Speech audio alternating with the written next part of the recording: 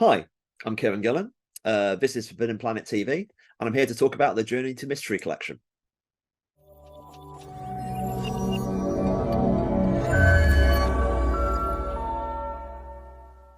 Welcome to Forbidden Planet TV. I am Andrew Sumner. This is Kieron Gillen, returning once more from the abyss. How are you, mate? Yes, coming from the hell of nowhere, or at least South London. Yeah, lovely to be here. Always lovely to have you, mate. You were on recently talking about your fantastic work for the X Office and within the X universe, and you're here today to talk about the collected version of some of your recent Loki work, Journey into Mystery. Thank you. Sorry, you say recent. It's quite long ago now. It's awful. It's like it's over a decade, and it makes Is me that feel like. right? Tell you what, it Is came that out right? 2011. It started. You know what I mean? 12 years. Wow. So like Okay. it's moved from like book that happened to established classic. And I'll say that because it like issue for the last issue appeared in like a site called Shelf does best comics issues of all time. Like, I think we're number 13 or something. Yeah. It was crazily high.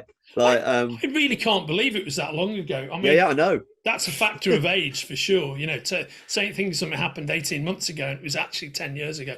But you know what? I think that is also testament to what you just mentioned. It's a beloved storyline, but actually it's been hugely influential. That which must really please you in terms of the way that Loki is appreciated and dealt with in the MCU, for example. I can see a lot of the grounding points in your work. It's like there's definitely a sense it was simpatico with like what the MCU did. Like, it's like Journey to Mystery was like before the first Thor movie. In fact, the Yeah. reason why there were two Thor books was because of that. But like when of course we saw Loki on the screen, and it's like, oh yeah, that this is a similar kind of smart guy. In fact, Tom wrote a letter to the final issue of Journey to Mystery and was very kind about the book, which was I think that's probably in the trade. Yeah. Yeah, it's got to Um, be, surely. yeah. Yeah, it's weird because it does feel like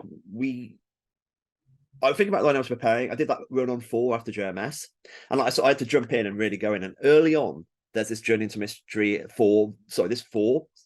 Oh, sorry, that brain's failed. Loki early on, I was kind of writing Loki straight, like classic Marvel Loki, and it was I'm very angry with my family, all that resentful stuff, which is there. Yeah. But then like there's this bit I wrote a book called Siege Loki with Jamie, and that was when I really got to dig into Loki by himself, and suddenly it became the utter frustration of somebody who is forced to be a villain forever. And that's kind of like, and that insight, the idea of the god of chaos being utterly predictable, and Yeah. how much that would grate the god of chaos. That's where it all kind of came from. And it's also like, especially like Siege Loki, and this is like a year before Tom.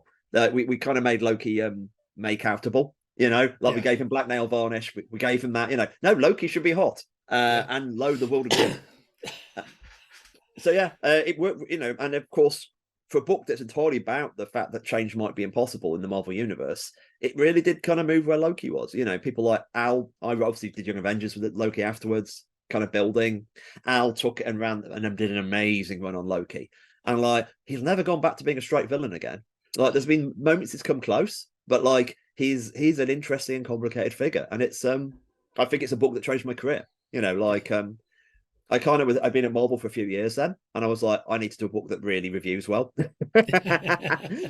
By which I mean, I need a book to really show who I am. So I was doing Uncanny X-Men at the time, which was going to be like I can write superhero comics, I can do them properly, I can Mark Miller it up. And the other one is like, oh, I'm a complete weirdo, And so Journey Mystery was always this one's for me, and I think people will like it. And it was basically trying to do a very almost a kid-friendly version of Sandman in the Marvel universe. So like we went for it. Oh, People mate, what a loved it. beautiful way to put it. That's absolutely spot on. You Yeah. should be a writer for a living, Kieron. That's why they pay me the medium bucks. It's so true though, because I mean, really, between what happened in the MCU and between this amazing work you did with Journey into Mystery, it really did absolutely fundamentally change the DNA of Loki within the Marvel universe. Say he had been kicking around as a version of what is now considered to be the Richard E. Grant Loki for so long, kind of chewing scenery and doing very little else. As you said, he was gloriously predictable as a supporting character. The other thing I would say is Loki's no longer by any means a supporting character. He's one of the forefront Marvel characters, hero or villain, and that glorious, like, coming together of what you did on the page and what they did in the movies has brought us to this point. It's nice. It's not. I say it's like on the comic side, it's like Loki's sort of become this position where smart, writers get given and they do a kind of slightly weird book, like not a Vertigo book, but the closest Marvel will do to a Vertigo book. And like, Dan Waters is doing it in the next, isn't he? He's got, and like, Dan Waters is a smart writer. He's a great writer. He's a great writer, very talented guy. So it's definitely become a place where people can play. And I said I've already raved about Al's book. Like, Al was so good. Yeah. He's an interesting, and that's for me. If you're doing work for hire, the aim is always to leave the character in a more interesting place than you found them. Like, what's the problems? How can this be more useful and more fun? And I think we did that with Journey in Mystery, and the art's amazing. I mean, I was chatting to Doug Braithwaite this week actually about something else, and Doug is a stat, and no, that is those first 6 issues I did with Doug, or 5 issues rather. Yeah. He was so good. He was so good, and it worked immediately. He gave the book so much gravitas, and got a great fantasy vibe. So much. I mean, I said the Kid Loki. Actually, here's something I should stress: Kid Loki wasn't my idea. That was Matt Fraction's idea, because he was going to do that in his book, and I originally had a kind of Elric take in my head. So I asked Matt, okay, how long is he going to stay Kid Loki? Sure, I would presume he would stay like 5 issues, maybe 10 issues. And Matt was, oh no, we keep him as long as we can. And I was very much like, you sure, Matt? But like the second I started writing him, it was like, oh no, Matt's right. Because the one thing we haven't seen is why Thor loves Loki. Why does Thor put up with this? So seeing like Loki as this utterly adorable, charming, impish kid makes you go, oh yeah, that's going to break your heart. And two, I say on a personal level, apart from talking about changing my life, I think my writing has a sense of coldness occasionally, especially because I write people with. I did a good Cyclops, I think, because I'm good at repression.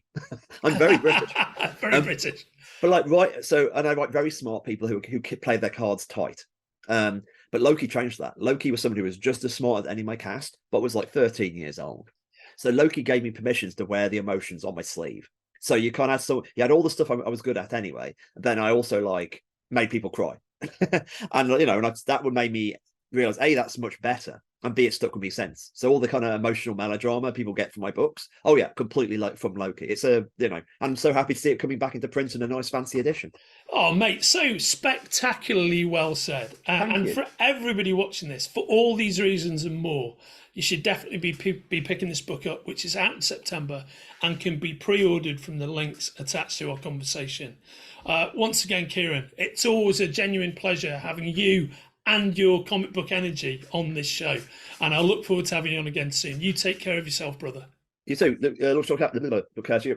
I've lost the ability to speak. Look, care after yourself too, Andrew. Thank you, brother. I really appreciate it. See you soon. Take care. Yeah. Bye-bye.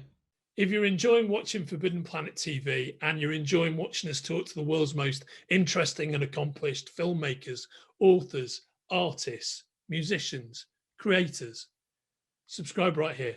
See you soon.